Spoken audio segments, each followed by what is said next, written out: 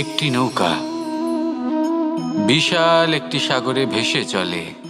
কখনো যাত্রীদের বা কখনো বিশাল বস্তুকে নিজের সাথে বহন করে নিয়ে চলে, এক স্থান থেকে অন্য স্থানে পৌঁছে দেয়।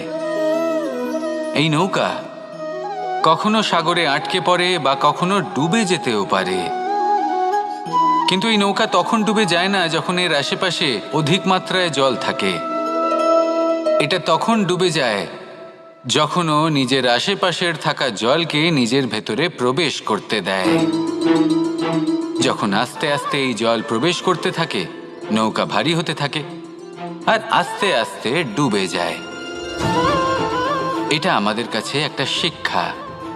হতেই পারে আমাদের এই সংসারে, আমাদের জীবনে আশেপাশে অনেক বেশি মাত্রায় নেতিবাচক শক্তি থাকবে, ঈর্ষা থাকবে, বিদ্বেষ, ঘৃণা বা ভয় থাকবে, কিন্তু মনের এই নৌকা শুধু তখনই ডুববে যখন আপনি এই নেতিবাচক শক্তিকে নিজের ভেতরে প্রবেশ করতে দেবেন। মনে রাখবেন, এই নেতিবাচক শক্তিকে কখনো নিজের মনে প্রবেশ করতে দেবেন না। প্রবেশ করলেও তাহলে যেন সে সেখানে কোনো স্থান না পায়। শুধু এই বিষয়টা খেয়াল রাখলে আপনার মনের এই নৌকা জীবনের এই সাগরে সব সময় ভেসে থাকবে আর এই মন প্রসন্ন হয়ে বলবে, রাধা রাধা। আমরা আমাদের জীবনের লক্ষ্য প্রাপ্ত করার জন্য কি না করে থাকি। আমরা ভাবনা চিন্তা করে থাকি, কত জ্ঞান অর্জন করে থাকি, তারপরে আমরা পরিকল্পনা করি আর প্রচেষ্টা করি।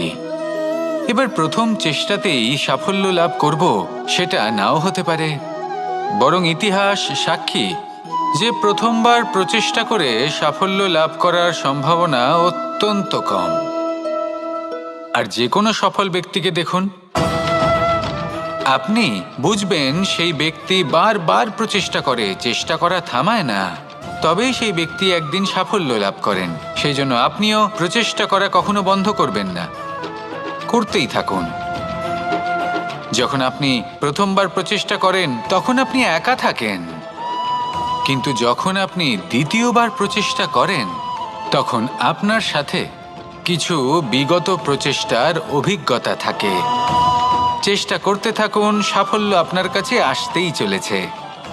আসুন আমার সাথে ভালোবেসে বলুন, রাধা রাধা। আপনারা সবাই একটা গাছের পাতাকে দেখুন, যতক্ষণ পর্যন্ত ও গাছের সাথে মানে গাছের ডালের সাথে জুড়ে থাকে সে সবুজ থাকে, বাতাসের সাথে সে নড়তে থাকে। যতক্ষণ পর্যন্ত ও সূর্য থেকে পাওয়া রশ্মির শক্তি গাছে পৌঁছে দেয় ততক্ষণ ও ডালের সাথে যুক্ত থাকে, কিন্তু যখন সেই পাতা শুকিয়ে যায় তখন তার কোনো গুরুত্ব থাকে না। সেই পাতা গাছের ডালে এবং বৃক্ষের কাছে বোঝা হয়ে থেকে যায়, এবং এমন এক সময় আসে যখন সেই ডালটি শুকনো সেই পাতাকে পরিত্যাগ করে। এটাই আমরা এই প্রকৃতিতে দেখি এবং এটাই হলো সত্য। আর এটাই আমাদের জীবনে খুব বড় একটা শিক্ষা। যদি আপনিও নিজের জীবনে নিজের আপনজনদের কাছে বোঝা স্বরূপ হয়ে দাঁড়ান, তাহলে তারা আপনাকে যতই ভালোবাসুক না কেন, ওনারা যদি নাও চান তাহলেও এমন এক দিন আসবে যখন আপনার আপনজন আপনাকে পরিত্যাগ করবে। সেই জন্য সবসময় আত্মনির্ভর হয়ে ওঠার চেষ্টা করুন, নিরন্তর পরিশ্রম করতে থাকুন, কারোর ওপর বোঝা হয়ে থাকবেন না, বরং তার সাথে মিলে দায়িত্ব পালন করুন। এমনটা করবেন তাহলে আপনার সম্মানও বজায় থাকবে এবং সম্পর্কের মধ্যে আপনার মূল্যও বজায় থাকবে। আসুন আর আমার সাথে ভালোবেসে বলুন, রাধা রাধা। আমাদের মধ্যে এমন অনেক মানুষ আছেন যারা বই পড়তে পছন্দ করেন, অনেক মানুষ আছেন যারা ভিন্ন ভিন্ন রকমের কাহিনী পড়েন। এবার পড়তে পড়তে মাঝে এমন একটা অধ্যায় অবশ্যই আসে যা আমাদের হৃদয় স্পর্শ করে যায়। আমরা হৃদয় যন্ত্রণা অনুভব করি, তাও আমরা সেই কাহিনী শেষ পর্যন্ত পড়ি এবং তখন আমরা বুঝতে পারি যে সেই যন্ত্রণাময় অধ্যায়টি কেন এসেছিল, তার থেকে আমরা কি শিক্ষা পেলাম এবং আমরা অবশেষে লক্ষ্যেও পৌঁছলাম। কিন্তু যদি সেই যন্ত্রণাদায়ক অধ্যায়টিতে আপনি থেমে যান, আপনি যদি এটা ভাবেন যে আমি আর পড়তে পারবো না, তাহলে আপনি জানতেও পারবেন না যে পরবর্তীতে কি হতে চলেছে। এই মন দুঃখে ভরে উঠবে। মনে প্রশ্ন আসতেই থাকে যার উত্তর আমরা পাই না, নিজেদের লক্ষ্য বুঝতেই পারি না। এইভাবেই আমাদের জীবনেও যদি এমন কিছু হয় যা অত্যন্ত দুঃখজনক, যদি এমন কোনো কঠিন অধ্যায় আপনার জীবনে আসে, থামবেন না। তাহলে আপনার জীবনের কাহিনীর একটি যন্ত্রণাদায়ক দুঃখজনক অধ্যায় মাত্র। শেষ পর্যন্ত এই কাহিনীতে টিকে থাকুন, কর্ম করতে থাকুন। আপনি বুঝতে পেরে যাবেন যে এই কঠিন পরিস্থিতি আপনার জীবনে কেন এসেছিল। আপনি শিক্ষাও লাভ করবেন এবং লক্ষ্যও লাভ করবেন। আসুন আমার সাথে ভালোবেসে বলুন, রাধা রাধা। মুক্তোর এই মালা দেখতে কত সুন্দর হয়, তাই না? যিনি ধারণ করেন তাকেও এটা শীতলতা প্রদান করে, আর যে ব্যক্তি দেখে তার চোখও এই দৃশ্য দেখে শান্তি উপলব্ধি করে। কিন্তু ভাবুন, যদি এমন কিছু হয় যে সুতো দ্বারা এই মুক্তোর মালা তৈরি হয়েছে সেটা কেউ ছিঁড়ে দেয়, তাহলে এই মুক্তোর মালা ছিঁড়ে যাবে আর সমস্ত মুক্তো মাটিতে পড়ে যাবে, ছড়িয়ে পড়বে। তখন কি আমরা এটা ভাববো যে এটা তো মাটিতে পড়ে থাকা বস্তু, এটা আমি তুলবো না? ভাববো না, তাই না? আমরা নিচু হয়ে একটা মুক্তো কুড়িয়ে নিই এবং আবার এদের সুতোর মধ্যে প্রবেশ করাই। কেন? কারণ এই মুক্তো হলো বহুমূল্য। এতে কোনো সন্দেহ নেই যে এই মুক্তো হলো বহুমূল্য। কিন্তু এর থেকেও অনেক বেশি বহুমূল্য হলো আমাদের জীবনে আমাদের সম্পর্ক, আমাদের বন্ধু বান্ধব। এই সম্পর্কেও কখনো কখনো বিবাদ হয়, মনোমালিন্য হয়, এগুলোও ছড়িয়ে যায়। আর সেই সময় এই মুক্তোর মতোই নত হয়ে আমাদের এই সম্পর্কগুলিকে হাতে তুলতে হবে, এদের জুড়তে হবে, এদের আগলে রাখতে হবে, কারণ এদের থেকে বহুমূল্য আর কিছুই নেই। আর যদি এই কাজটা আপনি শিখে নিতে পারেন, তাহলে আপনার জীবনের এই সম্পর্ক, এই বন্ধুত্ব সবসময় আপনাকে বল প্রদান করবে, আনন্দ প্রদান করবে। আর এই মন সুপ্রসন্ন হয়ে বলবে, রাধা রাধা। সুখ এবং দুঃখ এই দুই হলো আমাদের জীবনের অবশ্যম্ভাবী এবং গুরুত্বপূর্ণ অঙ্গ। আমাদের সকলের জীবনে কখনো সুখও আসে, আবার কখনো দুঃখও আসে। আমরা সবসময় ভাবি আমরা কিভাবে সুখ লাভ করব, কিভাবে আমরা দুঃখ থেকে দূরে থাকতে পারি। আর এই জীবনে যা কিছুই ঘটুক না কেন, সেই সব কিছু আমরা সুখ এবং দুঃখের মাপদণ্ডে মেপে থাকি। এবার এখানে একটা ছোট্ট বিষয় আছে। এটা ভেবে দেখতে হবে যে কে আসলে সুখী ব্যক্তি। সুখী ব্যক্তি হলেন তিনি যিনি নিজের জীবনে নিজের কর্মের বিশ্লেষণ করে থাকেন, সেই বুঝে পদক্ষেপ নেন। উনি কি করতে চলেছেন সেটা উনি জানেন। আর যদি ওনার কোনো দোষ থাকে বা ভুল থাকে, তাহলে সেগুলো শুধরে নিয়ে এগিয়ে চলেন। সেই জন্য উনি সুখী হন। অন্যদিকে যে ব্যক্তি দুঃখী, তিনি কি করেন? তিনি নিজের উপর নয়, অন্যের উপর নিজের নজর রাখেন যে তিনি কি করছেন, কিভাবে কর্ম করছেন। ওনারা অন্যের নিন্দা করেন, অন্যের সাফল্য দেখে ঈর্ষা করেন, ক্রুদ্ধ হয়ে যান, ওনাদের বাধা দিতে চেষ্টা করেন। সেই জন্যই তো ওনারা দুঃখী হন। এই সংসারে এমন অনেক ব্যক্তি আছেন যারা এই কারণে দুঃখী নন যে তাদের জীবনে দুঃখ আছে। তারা এই কারণে দুঃখ পান কারণ অন্যের জীবন অনেক বেশি সুখের। দেখুন, শেষ পর্যন্ত আপনাকে নিজের কর্মের প্রতি মনোসংযোগ করতেই হবে, অন্যের প্রতি নয়। কারণ আপনার জীবনে আপনার কর্ম হলো এমন একটা জিনিস যা আপনার নিয়ন্ত্রণে আছে।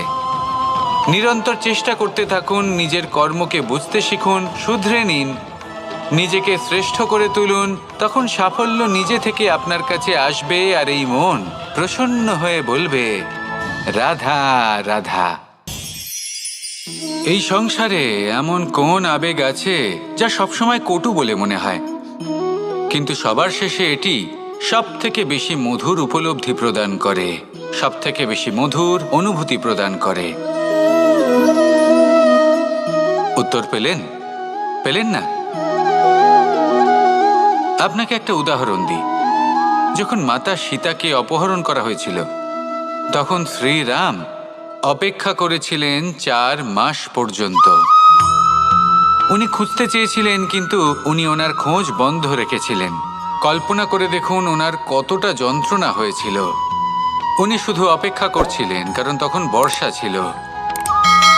অনেক দিন পর্যন্ত সূর্যের আলো দেখা যায়নি।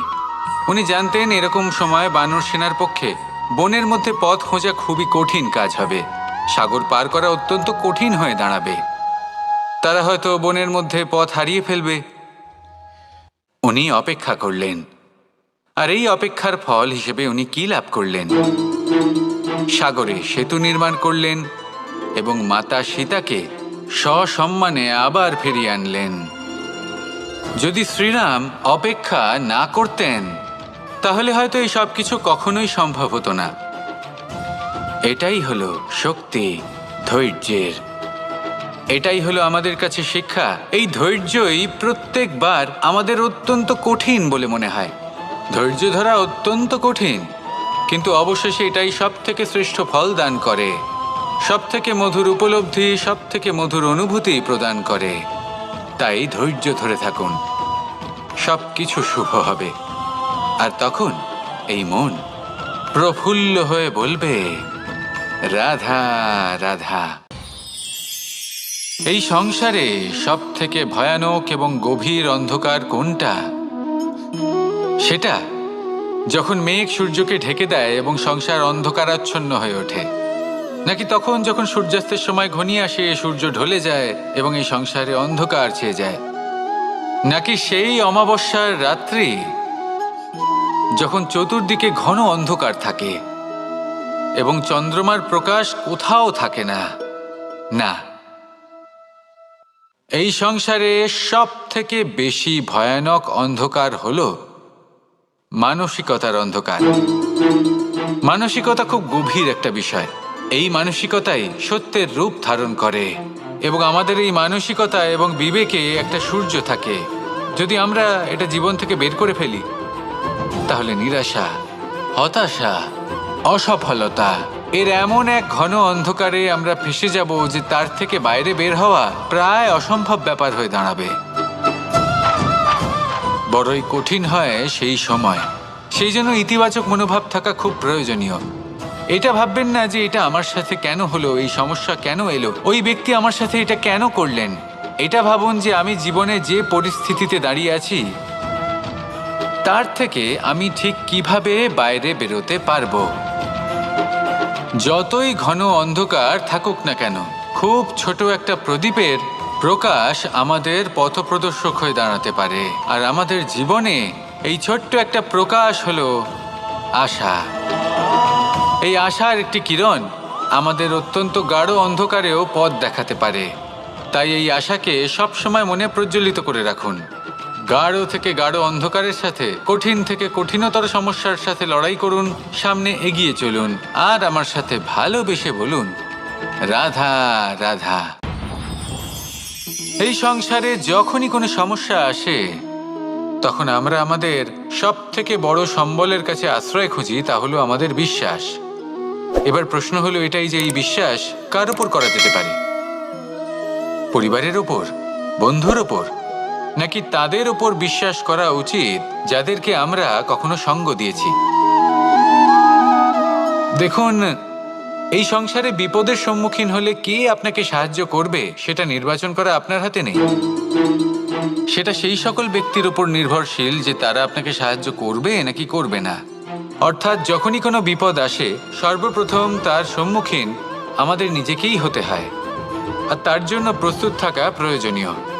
সেই শক্তি, সেই সাহস অর্জন করা প্রয়োজনীয়। দেখুন, যখনই অন্ধকার আসে, তখন সবার আগে কে আপনাকে ত্যাগ করে চলে যায়? আপনার নিজেরই ছায়া। এই অন্ধকারের সম্মুখীন হতে হয় অন্তরের প্রদীপের দ্বারা, অন্তরের আত্মা দ্বারা। তবেই আপনি অন্ধকারের ওপর জয়লাভ করতে পারবেন। সেই জন্য যে বিপদই আসুক না কেন, নিজেকে তার জন্য প্রস্তুত রাখা উচিত। সেই সাহস নিয়ে আসুন। এমন কোনো বিপদ নেই যে আপনাকে ভেঙে দিতে পারে। আসুন আমার সাথে ভালোবেসে বলুন, রাধা রাধা। আমাদের সকলের জীবনেই দুই ধরনের ব্যক্তি থাকেন, বন্ধু এবং শত্রু। তারা হলেন আমাদের প্রিয় বন্ধু, যারা আমাদের জীবনে সবসময় আমাদের পাশে থাকেন। কখনো কখনো আমরা তাদের জন্য কিছুই করি না, তাও তারা আমাদের আনন্দ প্রদান করেন, ভালোবাসা প্রদান করেন। আর অন্যদিকে থাকে আমাদের শত্রু। দেখতে গেলে যখন আমরা জন্ম নিই তখন কিন্তু আমাদের কোনো বন্ধু থাকে না, আমাদের কোনো শত্রুও থাকে না।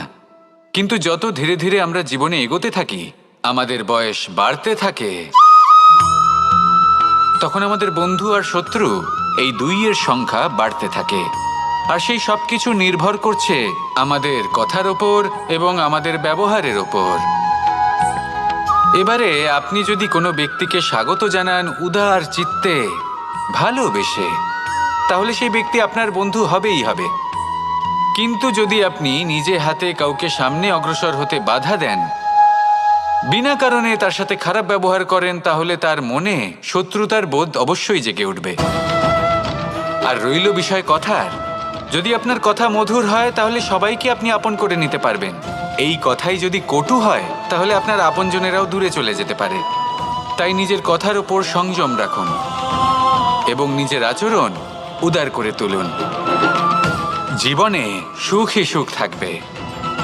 আসুন আমার সাথে ভালোবেসে বলুন, রাধা রাধা। একদিকে হলো আঙুর আর অন্যদিকে কিশমিশ। দেখতে গেলে এই দুটোই সবারই খুব প্রিয়, শিশু হোক, যুবক হোক বা কোনো বৃদ্ধ ব্যক্তিই হোক না কেন। আর দেখতে গেলে এই কিশমিশ, এটা আঙুর থেকেই আসে, তারই অন্য একটি রূপ। কিন্তু কখনো হাটে যান আর গিয়ে জিজ্ঞেস করুন যে এই কিশমিশ আর আঙুর, এই দুইয়ের মধ্যে অধিক মূল্য কার? আপনিও নিশ্চয়ই জানবেন যে কিশমিশের মূল্য আঙুরের থেকে অনেক গুণ বেশি। এবার এরকম কেন হয়?